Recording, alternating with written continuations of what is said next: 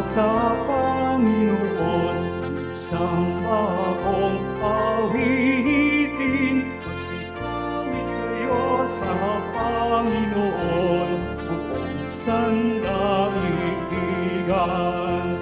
Awitan ang Panginoon at purihin ang Kanyang ngalan.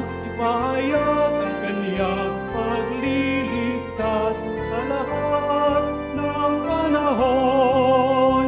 Magsikawit kayo sa Panginoon ng isang bagong awitin. Magsikawit kayo sa Panginoon, buong sandaigdigan. Sa ngalan ng Ama, ng Anak at ng Espiritu Santo, Amen. sumainyo ang Panginoon. At sumaiyo rin. Mga kapatid, tinipon tayo bilang kaanib ng angkan ng Diyos, kaya't dumulog tayo sa mawaing Panginoong nagpapatawad ng lubos. Sinugong tagapagpagaling sa mga nagsisisi, Panginoon, kaawaan mo kami. Panginoon, kaawaan mo kami. Dumating na tagapag-anyaya'y mga makasalanay magsisi, Kristo, kaawaan mo kami. Kristo, kaawaan mo kami. Nakaluklok ka sa kanan ng Diyos Ama para ipamagitan kami. Panginoon, kaawaan mo kami. Panginoon, kaawaan mo kami. Kaawaan tayo ng makapangyarihang Diyos. Patawarin tayo sa ating mga kasalanan at patnubayan tayo sa buhay na walang hanggan. Amen. Manalangin tayo. Ama naming makapangyarihan, pinangangatawanan mong manahan sa mga may loobing tapat at maaasahan. Sa kagandahang loob mo, kami naway makapamuhay bilang mga mapalad na maging iyong tahanan. Sa pamamagitan ni Jesucristo, kasama ng Espiritu Santo, magpasawalang hanggan. Amen. Magsiupo na po ang lahat. Pagbasa mula sa aklat ng Henesis. Pagkalipas ng 40 araw, binuksan ni Noe ang bintana ng daong at pinalipad ang isang uwak. Ito'y lumigid ng lumigid hanggang ang tubig ay matuyo sa lupa. Sunod niyang pinalipad ang isang kalapati upang tingnan kung wala ng tubig. Palibhasa'y lagana pa ang tubig. Hindi makalapag ang kalapati, kaya't nagbalik ito. Hinuli ito ni Noe at muling ipinasok sa daong. Pagkaraan ng 7 araw, muli niyang pinalipad ang kalapati. Pagbabalik nito kinagabihan, ito'y may tangay na sariwang dahon ng ulibo. Natiyak ni Noe, nakati na ang tubig. Nagpalipas uli ng 7 araw si Noe. Saka pinilapad uli ang kalapati, ngunit hindi na ito nagbalik. Noon ay 601 taon si Noe. Nang unang araw ng unang buwan, inalis ni Noe ang takip ng daon at nakita niyang natutuyo na ang lupa. Si Noe ay nagtayo ng dambana para sa Panginoon. Kumuha siya ng isa sa bawat hayop at ibong malinis at sinunog bilang handog. Nang masamyo ng Panginoon ang halimuyak nito, sinabi niya sa sarili, "Hindi ko na susumpain ang lupa dahil sa gawa ng tao. Alam kong masama ang kanyang isipan mula sa kanyang kabataan. Hindi ko na lilipulin uli ang anumang may buhay. Hanggang naririto't buo ang daigdig. Tag-anim, tag-ani, palaging sasapit. Tag-araw, tag-ulan, taglamig, tag-init. Ang araw at gabi hindi mapapatid. Ang salita ng Diyos. Salamat sa Diyos. Maghahandog ako sa Diyos ng pagpupuring malugod. Maghahandog ako sa Diyos ng pagpupuring malugod. Sa Diyos ko at Panginoon, anong aking ihahandog? Sa lahat ng kabutihan na sa akin ay kaloob. Ang handog ko sa dambana ay inumin na masarap bilang aking pagkilala sa ginawang pagliligtas. Maghahandog ako sa Diyos ng pagpupuring malugod. Sa tuwinang magtitipon ang lahat ng kanyang hirang, ang anumang pangako ko ay doon ko ibibigay. Masakit sa kalooban ng poon kung may papanaw. Kahit ito ay iisa, labis siyang magdaramdam. Maghahandog ako sa Diyos ng pagpupuring malugod. Kapag nagsasama-sama ang lahat ng iyong hirang, sa templo sa Jerusalem ay doon ko ibibigay. Ang anumang pangako kong sa iyo ay binitawan. Maghahandog ako sa Diyos ng pagpupuring malugod. Magsitayo po ang lahat. Hallelujah, Hallelujah, Hallelujah, Hallelujah. Diyos Ama ni Jesucristo, kami ay liwanagan mo at tutugon kami sa'yo. Hallelujah, Hallelujah, Hallelujah, Hallelujah. Sumainyo ang Panginoon. At sumaiyo rin. Ang mabuting balita ng Panginoon ayon kay San Marcos. Papuri sa iyo, Panginoon. Noong panahong iyon, dumating sina Jesus sa mga alagad sa Bethsaida. Dinala kay Jesus ang ilang tao at ang isang bulag at ipinanhig na hipuin ito. Inakay na ito sa labas ng bayan, niluran sa mga mata, saka ipinatong ang kanyang mga kamay. May nakikita ka na bang anuman? Tanong niya. Tumingin ang lalaki ng wika, nakakakita po ako ng mga taong lumalakad, ngunit sila'y parang punong kahoy. Muling hinipo ni Jesus ang mga mata ng bulag. Ito'y tuminging mabuti. Nanumbalik ang kanyang paningin at malinaw na niyang nakita ang lahat. Sinabi sa kaniya ni Jesus, "Uwi ka na, huwag ka nang dumaan sa bayan." Ang mabuting balita ng Panginoon. Pinupuri ka namin, Panginoong Hesukristo. Magsiupo na po ang lahat.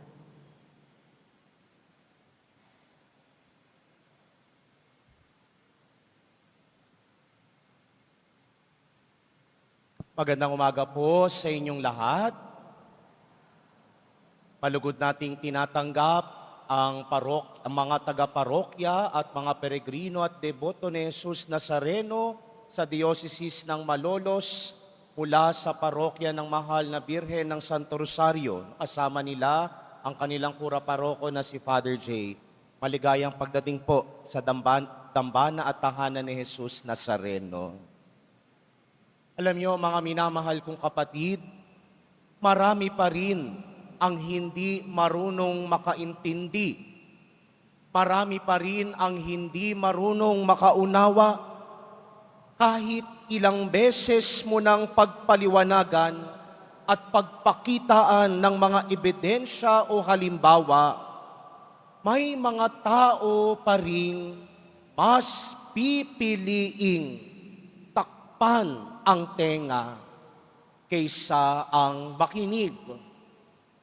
Halimbawa na lamang sa mag-asawa, kapag nagririndi na ang tenga ng asawa sa kabubunganga ni Mrs., sasabihin ni Mister, tumahimik ka na. O kaya sa mga magulang, ang mga anak na pinagsasabihan, kapag ayaw ng makinig ng bata, haharap sa cellphone, maglalaro na parang walang naririnig, o kaya kapag nauutusan, nagiging bingi, nagiging bulag, nagiging pipi ang bata.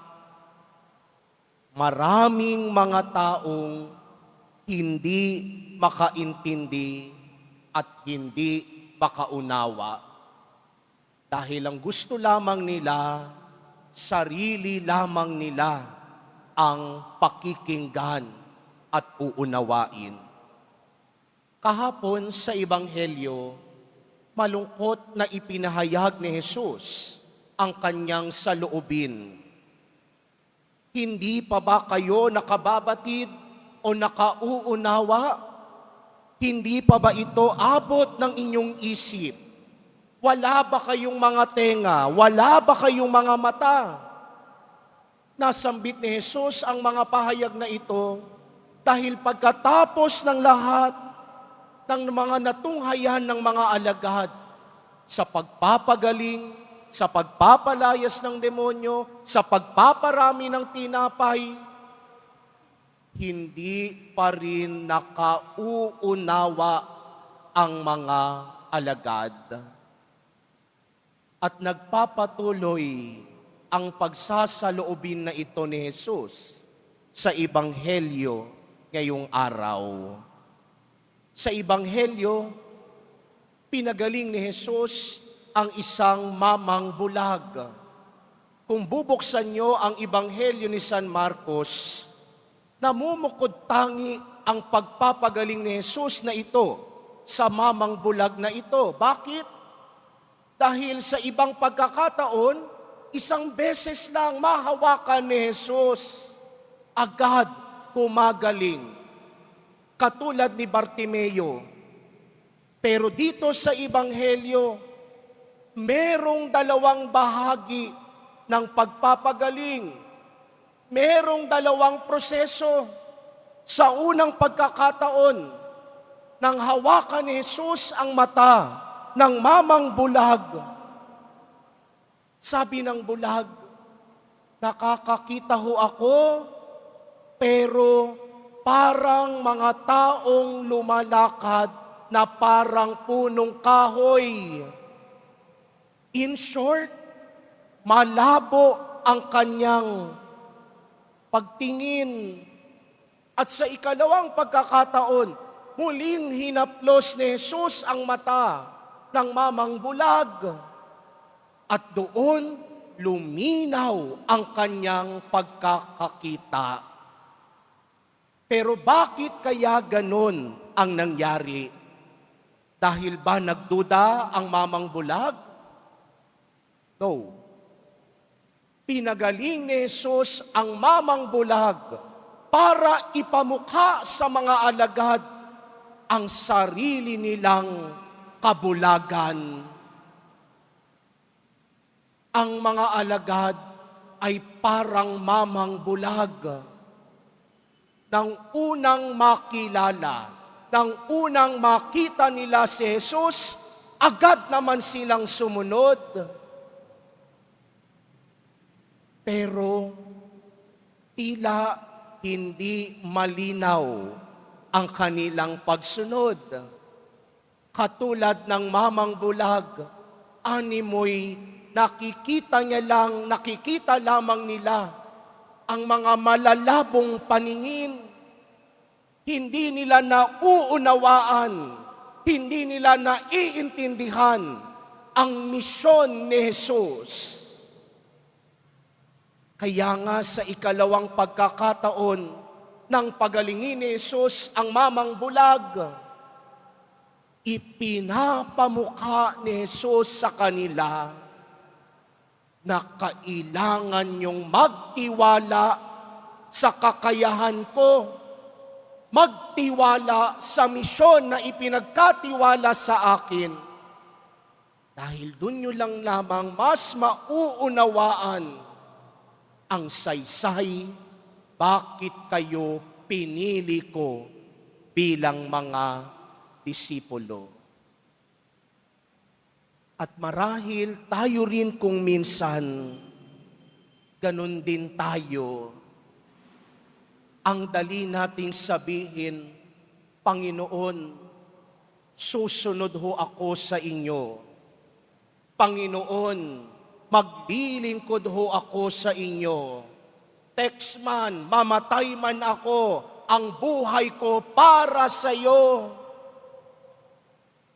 Pero kapag dumaan na sa pagsubok, kapag nagkasubukan na, ang pagnanais na sumunod kay Jesus, aandap-andap, lagi na lamang nakabatay kung ano ang kumbinyente sa inyo. Kaya mga minamahal kong kapatid, sa misang ito o ang grasyang hihilingin natin kay Jesus Nazareno.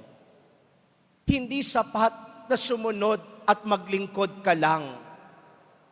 Bagkus sana habang tumatagal ang paglilingkod mo, lumalalim ang pag-uunawa at pagkakakilanlan mo kay Jesus Nazareno. Dahil malaki ang pagkakaiba ng taong merong alam at nakakakilala ng husto kay Jesus. Dahil ang taong merong alam lang kay Jesus, naririnig lang sa misa, nababasa lang sa Biblia, nababasa lang sa mga artikulo.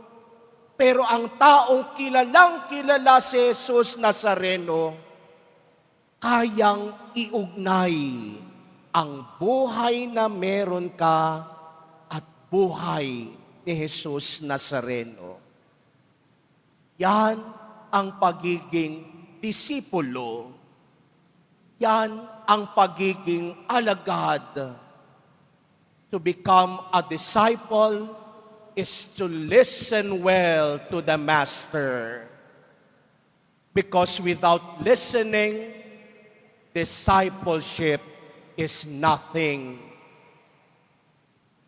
Hindi sapat na sumusunod lang. Dapat nakikinig at inuunawa at pinapalalim ang ugnayan sa Diyos at kay Jesus Nazareno na pinagsusumikapan nating masundan. Magsitayo na po ang lahat.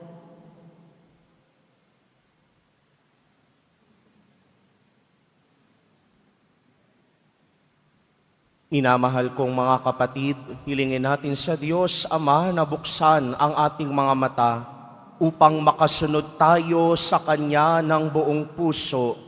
Sa bawat panalangin ang ating itutugon, Ama, punuin mo kami ng iyong liwanag. Ama, punuin mo kami ng iyong liwanag. Ang simbahan naway umunlad sa kanyang pagsisikap na dalhin ang liwanag sa mga nakararanas ng kadiliman sa kanilang buhay. Manalangin tayo. Ama, punuin mo kami ng iyong liwanag.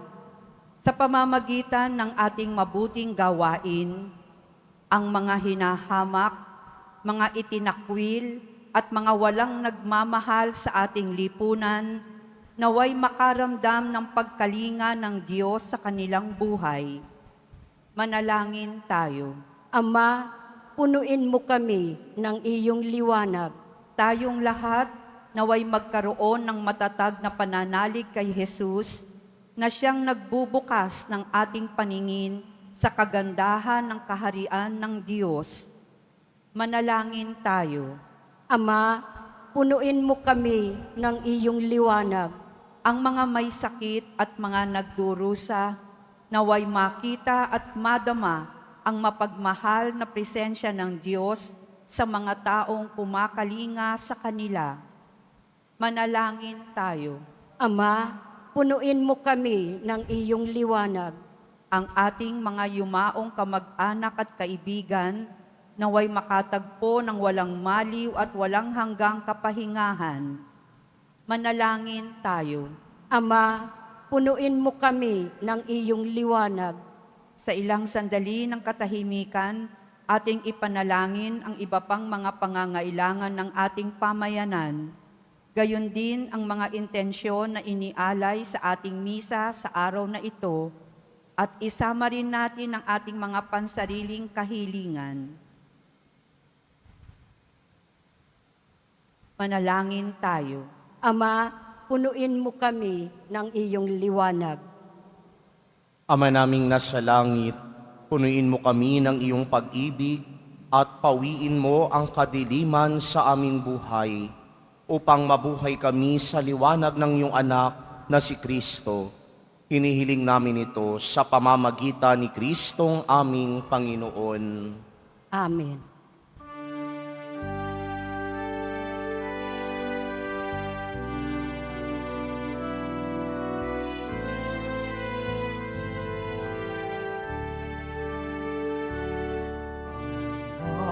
Ihandog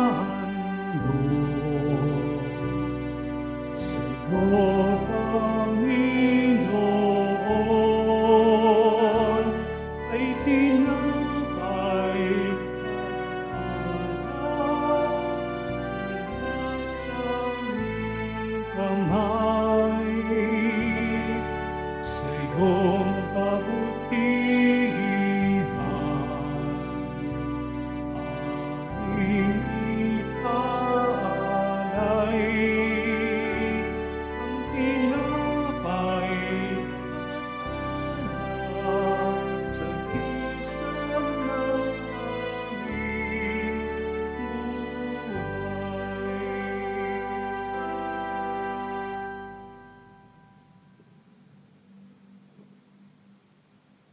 Magsitayo na po ang lahat. Manalangin kayo mga kapatid upang paghahain natin ay kalugdan ng Diyos amang makapangyarihan. Tanggapin nawa ng Panginoon itong paghahain sa iyong mga kamay, sa kapurihan niya at karangalan, sa ating kapakinabangan at sa buong sambayanan niyang banal. Ama naming lumikha, kami naway dalisayin at panibaguhin ng aming gaganaping paghahain. Kami naway itaguyod ng gagawin naming ito sa pagnanais naming sundin ang loob mo. Sa pamamagitan ni Jesucristo, kasama ng Espiritu Santo, magpa sa walang hanggan. Amen. Sumainyo ang Panginoon. At sumaiyo rin. Itaas sa Diyos ang inyong puso at diwa. Itinaas na namin sa Panginoon. Pasalamatan natin ang Panginoong ating Diyos. Marapat na siya'y pasalamatan. Ama naming makapangyarihan, tunay ngang marapat na ikaw ay aming pasalamatan sa iyong paglingap at kagandahang loob. Ang tao'y nilikha mo't pinangasiwa sa sansinukob. Sa hangad mong siya'y iwastong lubos, siya'y pinagdusa mo sa kanyang pagtalikod. Sa iyong paggiliw, iyong ipinahintulot na makabalik siya sa pamamagitan ni Kristo Jesus. Kaya kaisa ng mga anghel na nagsisiawit ng papuri sa iyo, nang walang humpay sa kalangitan, kami nagbubunyi sa iyong kadakilaan.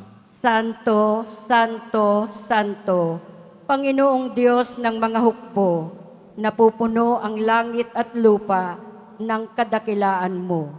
Usana sa kaitaasan, pinagpala ang naparirito sa ngalan ng Panginoon. Usana sa kaitaasan. Magsiluhod na po ang lahat.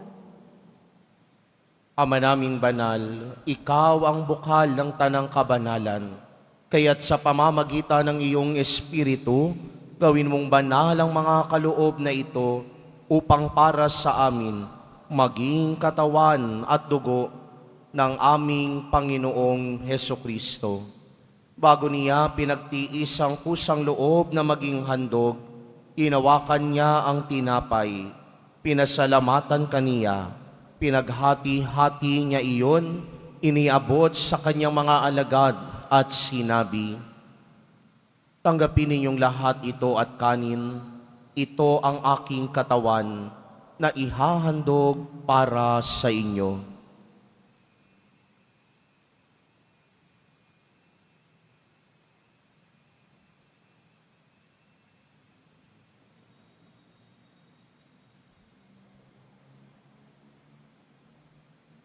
Gayun din naman noong matapos ang hapunan, hinawakan niya ang kalis, uli kanyang pinasalamatan.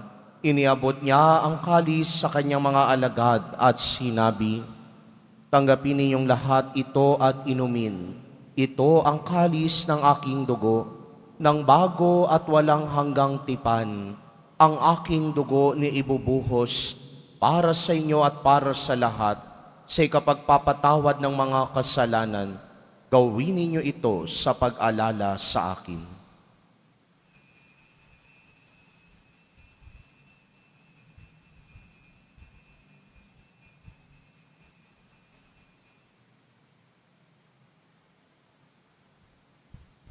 Magsitayo na po ang lahat. Ipagbunyi natin ang misteryo ng pananampalataya. Si Kristo'y namatay, si Kristo'y nabuhay, si Kristo'y babalik sa wakas ng panahon. Ama, ginagawa namin ngayon ang pag-alala sa pagkamatay at muling pagkabuhay ng iyong anak, kaya't iniaalay namin sa iyo ang tinapay na nagbibigay buhay at ang kalis na nagkakaloob ng kaligtasan. Kami nagpapasalamat dahil kami iyong minarapat na tumayo sa harap mo para maglingkod sa iyo. Isinasamo namin kaming magsasalo-salo sa katawan at dugo ni Kristo ay mabuklod sa pagkakaisa sa pamamagitan ng Espiritu Santo. Ama, lingapin mo ang iyong simbahan, laganap sa buong daigdig. Puspusin mo kami sa pag-ibig kay isa ni Francisco na aming Papa, ni Jose na aming Obispo, anantanang kaparian. Alalahanin mo ang mga kapatid naming nahimlay nang may pag-asang sila'y muling mabubuhay, kaya hindi ng lahat ng mga pumanaw. Kaawaan mo sila patuloyin sa iyong kaliwanagan.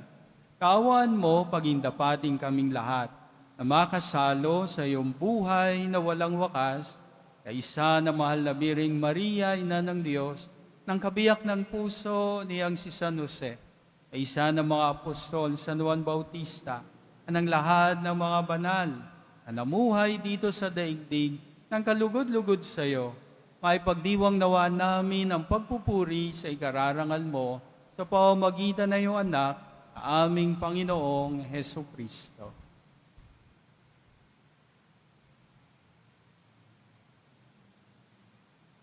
Sa pamamagitan ni Kristo, kasama niya at sa Kanya, ang lahat ng parangal at papuri ay sa iyo, Diyos samang makapangyarihan, kasama ng Espiritu Santo, magpa sa walang hanggan.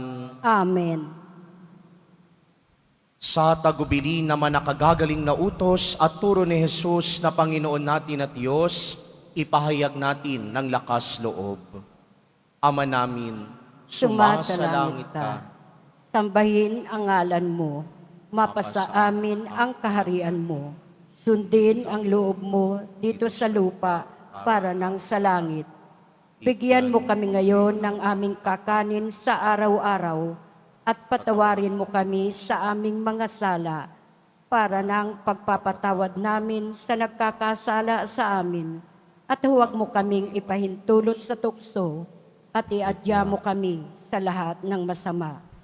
Hinihiling namin kaming iadya sa lahat ng masama, pagkalooban ng kapayapaan araw-araw, iligtas sa kasalanan at ilayo sa lahat ng kapahamakan, samantalang aming pinananabika ng dakilang araw ng pagpapahayag ng tagapagligtas naming si Heso Kristo. sapagkat iyo ang kaharian at ang kapangyarihan at ang kapurihan magpakailanman. Amen. Panginoong Heso Kristo, sinabi mo sa iyong mga apostol, kapayapaan ang iniiwan ko sa inyo, ang aking kapayapaan ang ibinibigay ko sa inyo. Tunghayan mo ang aming pananampalataya at huwag ang aming pagkakasala. Pagkalooban mo kami ng kapayapaan at pagkakaisa ayon sa iyong kalooban, kasama ng Espiritu Santo, magpa sa walang hanggan. Amen. Ang kapayapaan ng Panginoon ay laging sumainyo. At sumaiyo rin. Magbigayan kayo ng kapayapaan sa isa't isa.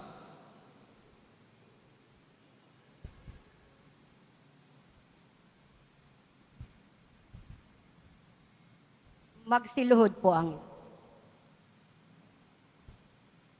Kordero ng Diyos, ng mga kasalanan ng sanlibutan, maawa ka sa amin. Kordero ng Diyos na nag-aalis ng mga kasalanan ng sanlibutan, maawa ka sa amin. Kordero ng Diyos na nag-aalis ng mga kasalanan ng sanlibutan, ipagkaloob mo sa amin ang kapayapaan. Magsilod po ang lahat.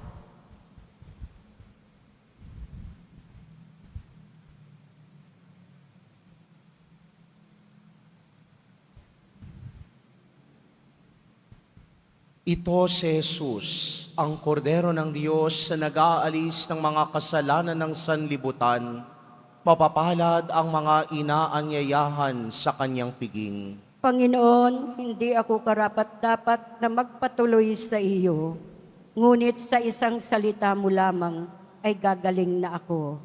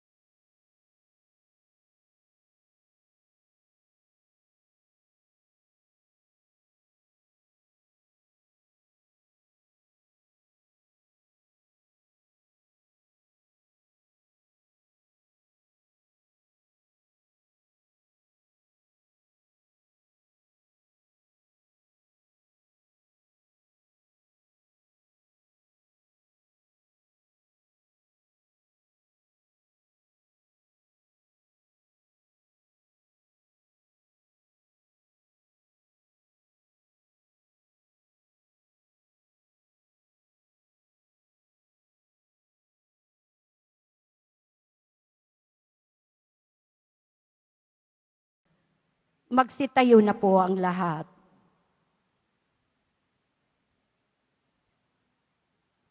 Manalangin tayo.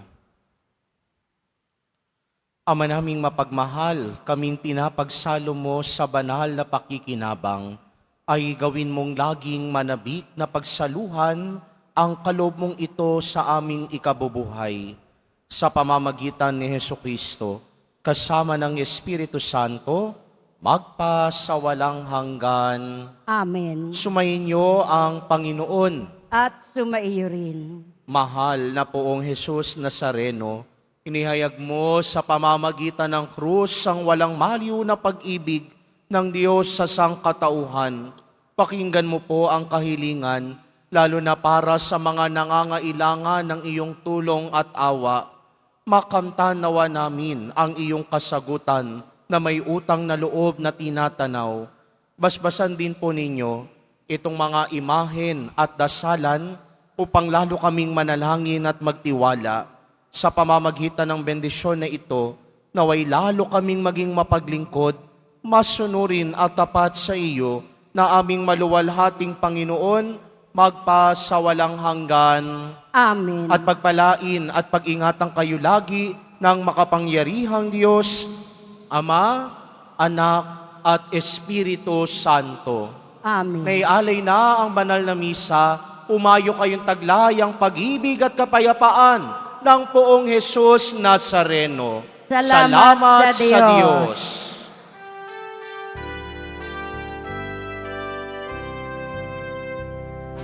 Padre Jesus Nazareno, sinasamba ka namin, pinipinto ka namin, para mo ang aming buhay at kaligtasan.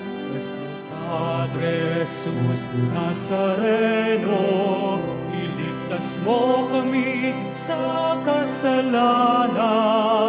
Ang krus ng kinamatayan ay sagisag ng aming kaligtasan.